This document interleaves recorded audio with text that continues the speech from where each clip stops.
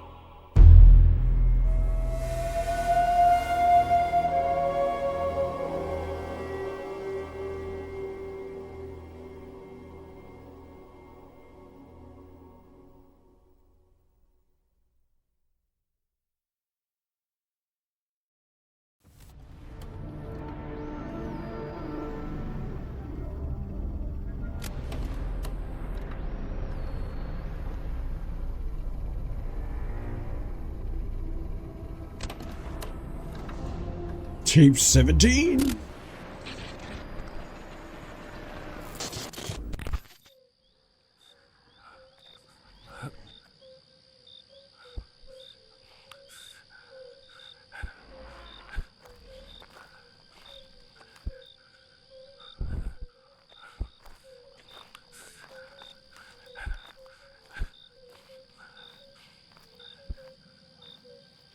Where are you?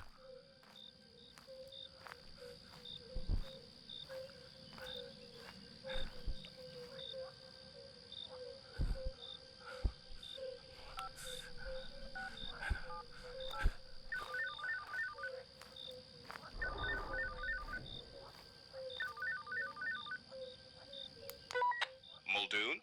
Ray, I need you to jump into home range data and tell me where the youngest Metriacanthosaur is immediately. Aren't they all in their holding pen? The galvanized steel has been chewed through. The other two are still inside, but I don't want to make assumptions and go running around through the enclosure until your computer updates me on her location. Pulling it up now, Muldoon. What timestamp? I don't know. I was last here at about 10:30 a.m. Okay. Yeah, I see it now. She passes from the holding pen into the enclosure at 8:39 p.m. Where is she now? She heads through the enclosure and down to the river, and by 8:46, she's entered the water, and I can't see her until... Hurry, Ray. She's at the raptor feeder right now. Raptor feeder, got it. Muldoon! What is it? Robbie's there. What? She's heading for him. Robbie. Ray, animal out of containment. Send a capture team to the raptor enclosure immediately.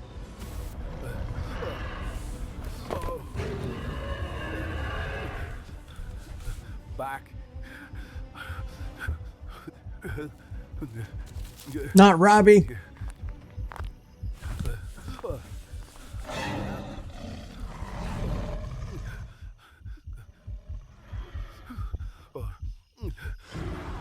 She could probably slip through there if she had such a mind to.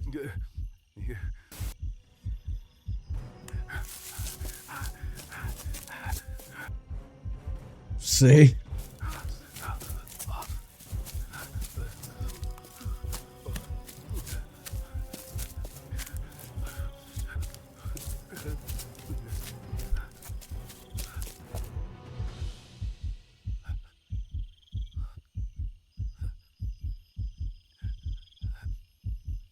I'd scurry up that tree so fast.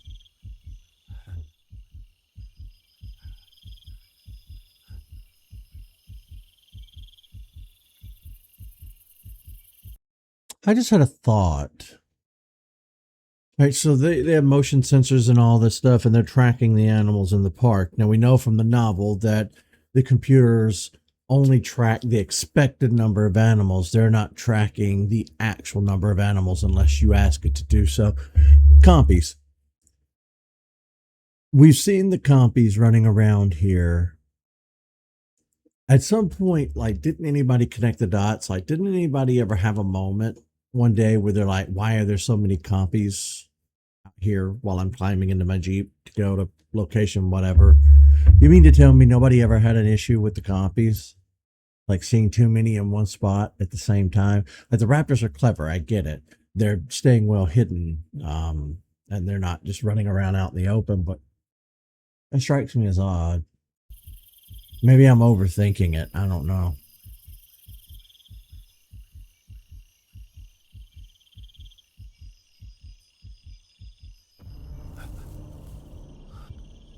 Uh-oh.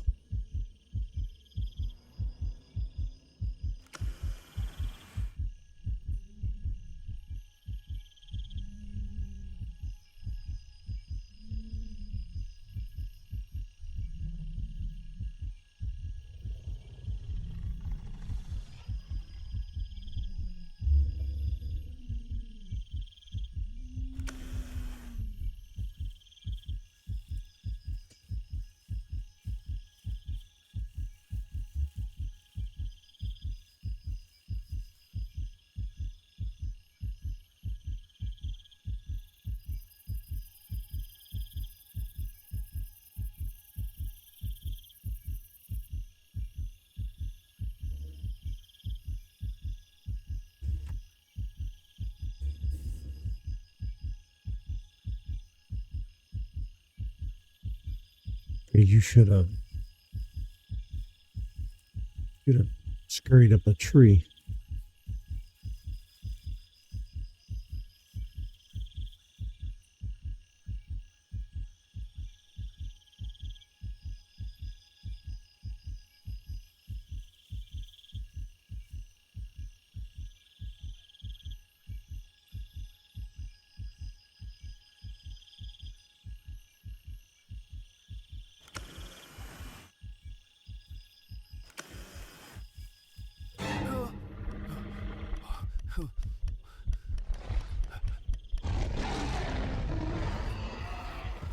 She's gonna charge you.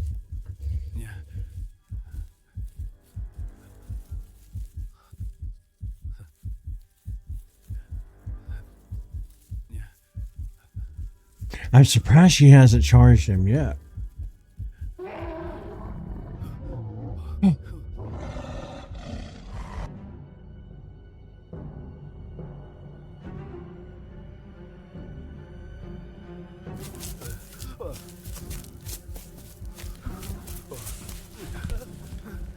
Just get in the Jeep.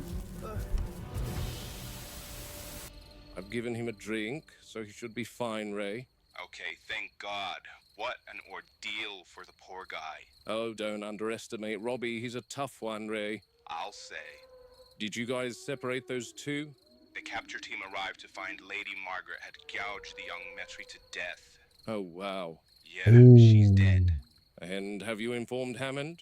He's still sleeping. I'm not looking forward to telling him, though. Okay, we'll head over in a little bit. Robbie and I have some catching up to do first. Okay, I need to get a crane over to them, so I'll see you later, Muldoon. All right. If anything happens to Bottoms up, Robbie, I'm gonna be upset. I still can't believe I'm sitting here. Neither can I. I thought I was finished. Tell me what happened. She popped up near the raptor enclosure. 1 second I was on my feet. Next second I was scrambling on the ground. I kept thinking if I had just a few extra seconds, I could have made it to the Jeep and gotten out of there. When you have to make a decision in a fraction of a second, that's when panic sets in. I made a break for the trike enclosure. I could hear it moving around me, branches snapping, then nothing. Silence. Worse than any noise. Every instinct was telling me to just run. Good thing you didn't. Almost certainly would have been your demise.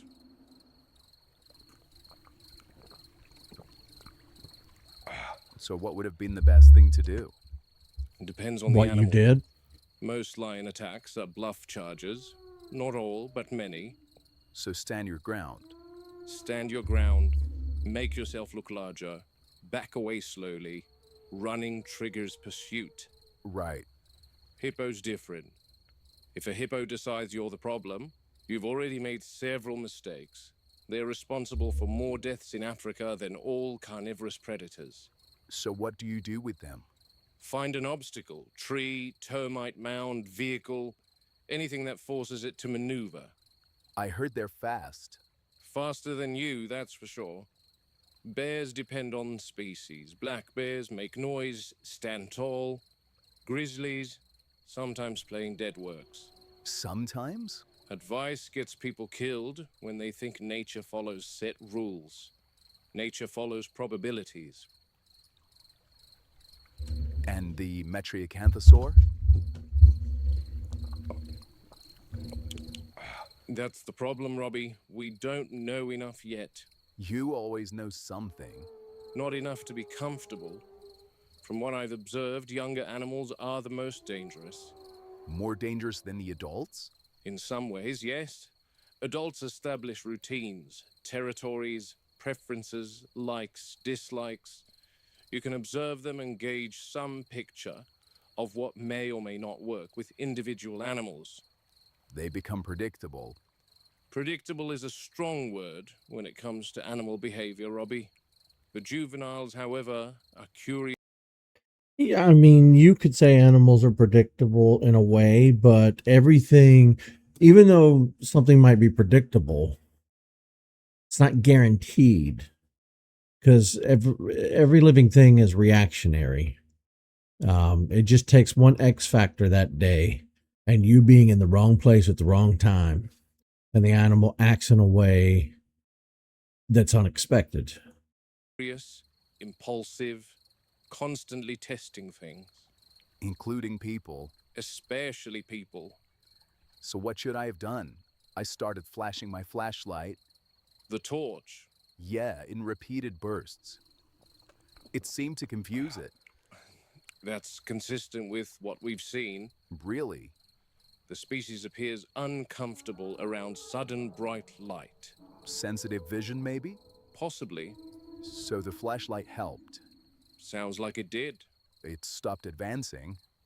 Then I'd say you interrupted whatever decision-making process it was going through. That's a polite way of saying it wanted to eat me. More likely investigate you. That's not reassuring. No, What about playing dead, Muldoon? I wouldn't recommend it. Predators investigate carrion all the time. Right.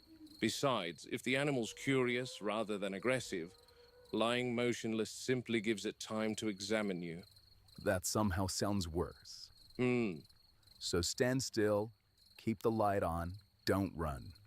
that's what I'd try. Try? Robbie, nobody on this island has extended experience dealing with Metriacanthosaurs, or any of our animals for that matter. Good point. We're all learning.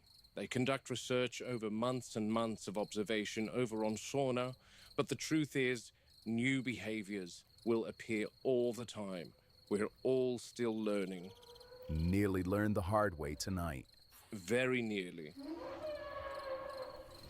You sound bothered. Robbie, Probably more bothered that the Metri got killed because of me. if anything, the Metri died because of me. Harding asked me to check on the sick trike, and I delegated that to you. Accidents happen, but the Metri didn't die because of you, Robbie. I'm far more concerned about losing you. I've buried enough men in my career. Tonight could have gone very differently. One wrong turn, one moment of panic, and we'd be having a completely different conversation. Namely, one involving me sending prayers over your grave, if she had left anything of you to bury, that is. I'm touched, Muldoon. Guess I got lucky. Luck played a part, but you also kept your head. Barely. Doesn't matter, you did. I'm grateful you're still here, Robbie. I have you to thank for that, Muldoon. That's why I'm constantly picking your brain. Got to hold on to all your teachings.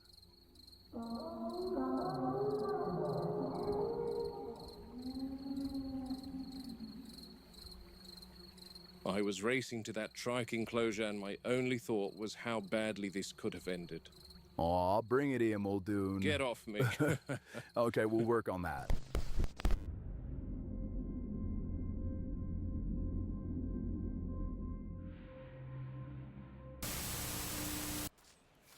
What was that?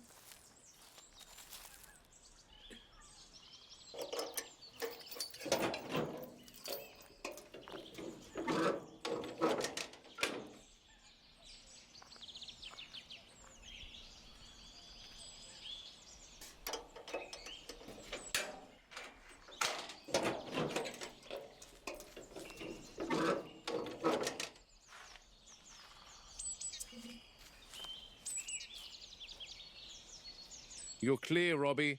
Nice and slowly now.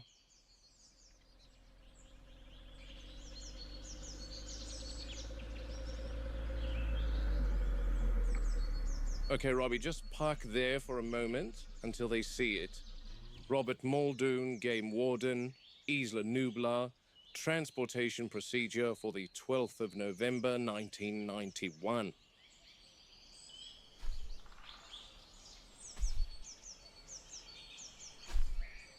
Here we Oh, what's go. happening? Brachiosaurus.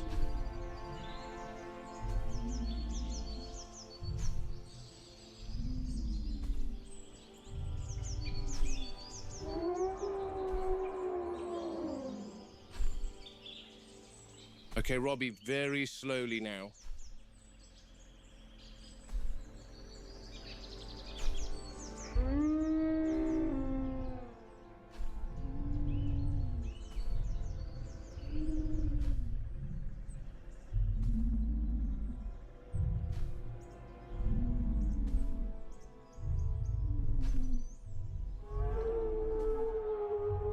Three juvenile brachiosaurs being transferred from their holding enclosure to their new home in Sauropod Swamp.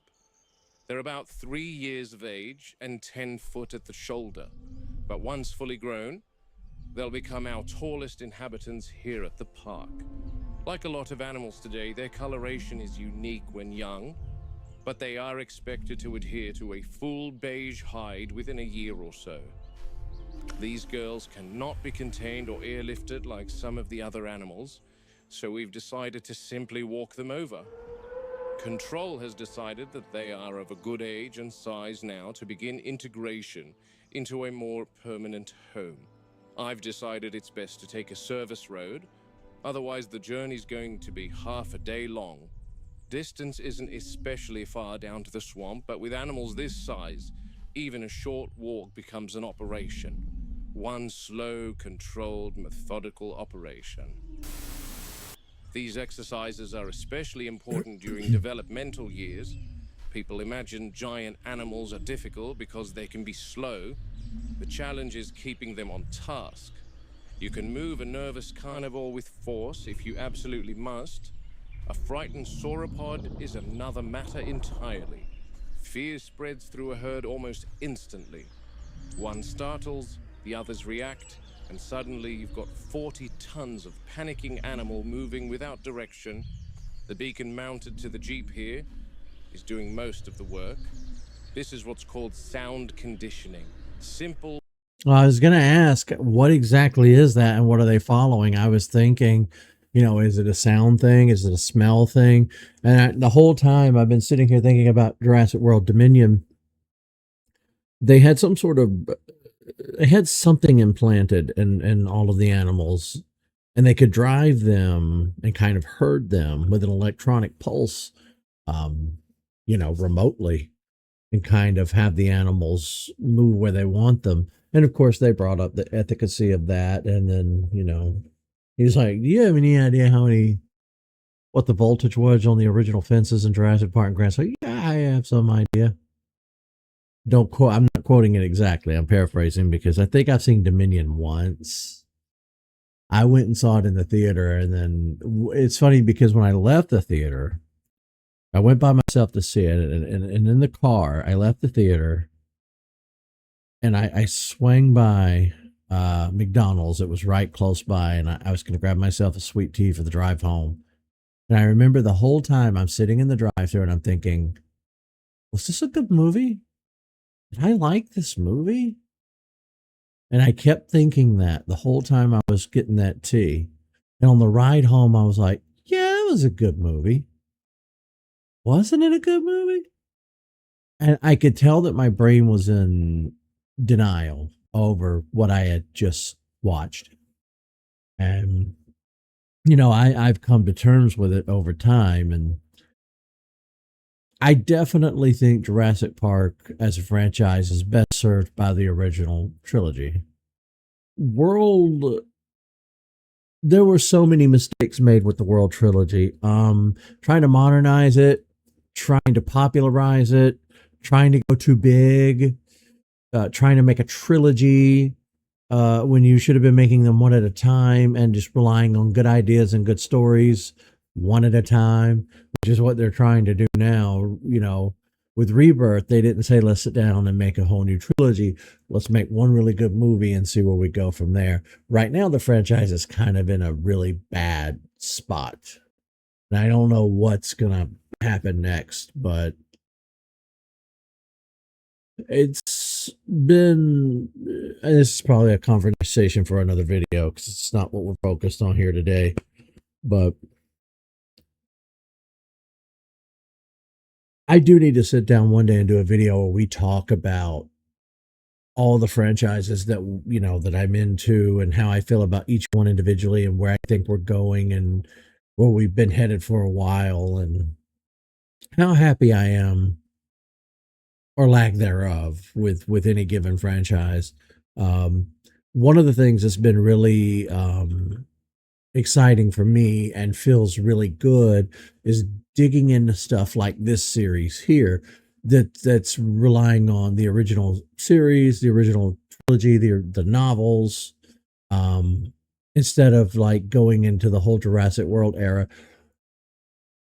Honestly, so many people are clamoring for prequels and in between material, like what happened in between this movie and this movie. I don't know if they would ever attempt that. But 10 minutes on YouTube of looking up, like, you can look up Jurassic lore videos. And the funny thing is, there's so much hidden lore that you just didn't know. I learn something new every day that's apparently canon, and I missed it somewhere because it was embedded in a website or part of a video game or whatever it might happen to be, So Behavioral reinforcement. From hatchling stage onward, they're trained to associate a specific high-frequency wavelength with handler presence. It's a frequency that is inaudible to the human ear, but these girls can definitely hear it. Makes them willing to follow rather than resist.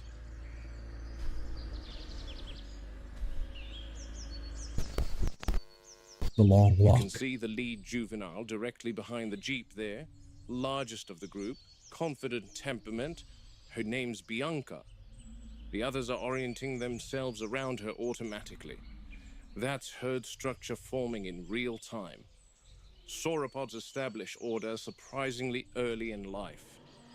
Not dominance through violence, more reassurance and movement cues. The rear female keeps drifting left. That's a nervous disposition. She's checking the perimeter every few seconds, likely reacting to unfamiliar terrain outside the enclosure boundary. That's very normal. Animals notice environmental changes immediately. Different sounds, smells, open spaces, things people ignore completely.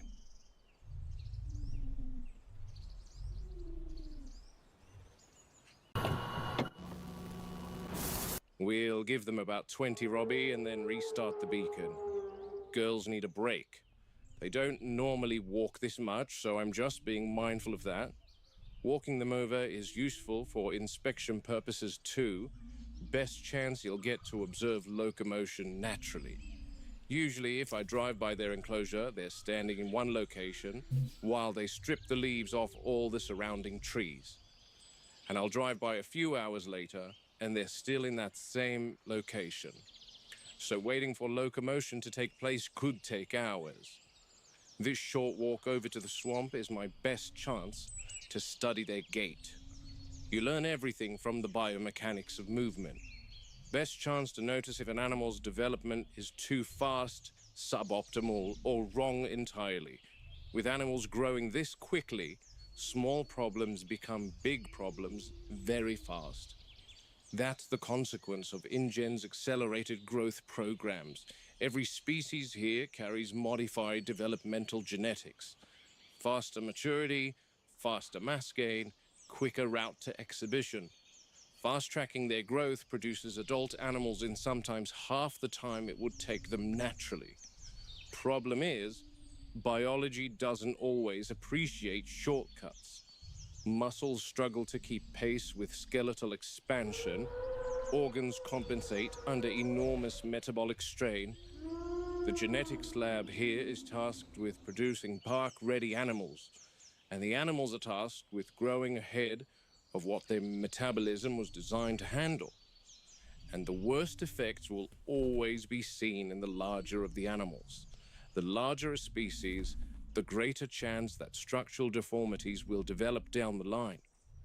And I fear some of these girls, especially Bianca, won't reach adulthood without some metabolic or musculoskeletal hindrance due to InGen's rapid growth regimen. It saddens me, but I'm also not naive enough to believe that this park, and all the preserves and zoos I've worked for in the past, could ever viably place animal welfare before profit margins. It's just not a functioning business model. Anyway, at Sauropod Swamp, the apatosaurs should already be in the northern grazing zone. Integration phase begins today. That'll require monitoring for several weeks. Herbivores aren't automatically peaceful simply because they eat plants. Large herd animals establish territory around food, water, and movement corridors. Adult apatosaurs outweigh these juveniles several times over. One defensive tail swing could break a spine. So Is that an owl I just heard? introductions happen gradually. Visual contact first, shared vocal range next, eventually controlled grazing overlap. You let them become familiar without forcing proximity. That's how proper zoological management works. Slowly, carefully, consistently. The park likes spectacle, but spectacle's the easy part. Keeping animals alive, healthy, stable, that's the real work. Okay, Robbie, playtime's over. Fire her up.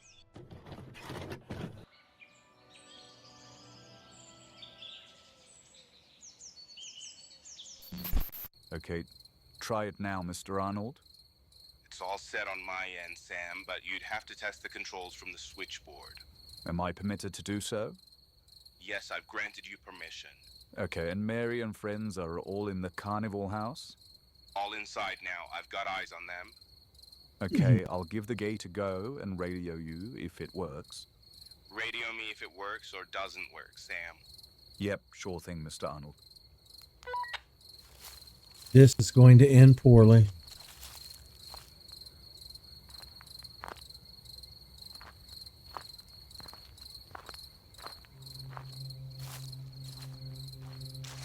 Now, if the raptors are breeding outside of captivity here, what are they eating? Other than park workers.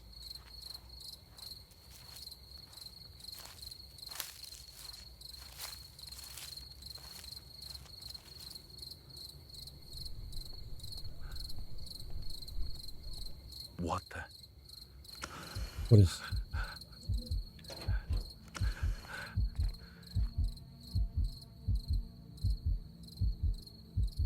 Nope.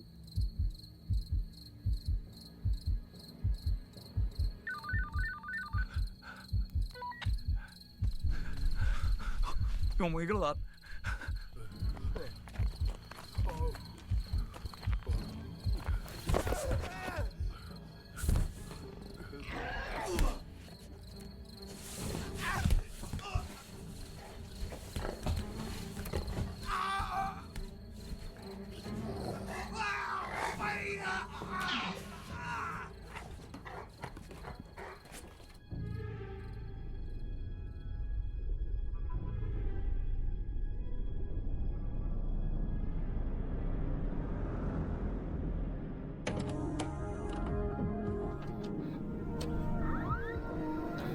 Poor bastard.